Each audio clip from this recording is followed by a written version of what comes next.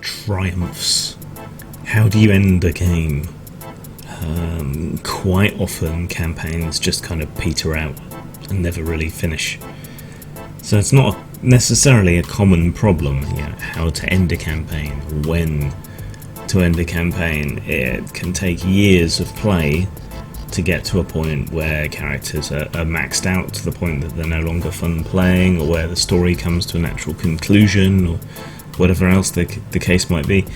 Even in computer games, computer RPGs, you often find that the climax of the story is anticlimactic.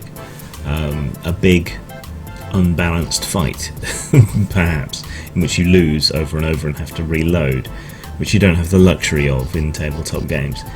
You want something that is emotionally satisfying, that pays off what has happened, that brings things to a conclusion, and maybe you also want to give characters their goals beyond fighting and taking stuff. When I finished my recent Iron Kingdoms campaign, one of the characters got married to what had been the big bad, but was turned by his love, which was quite a nice sort of climactic end to things. Another one became a crime boss, and so on and so on, and tried to give everybody something special and different as a conclusion, and I think that's the best way to go about it.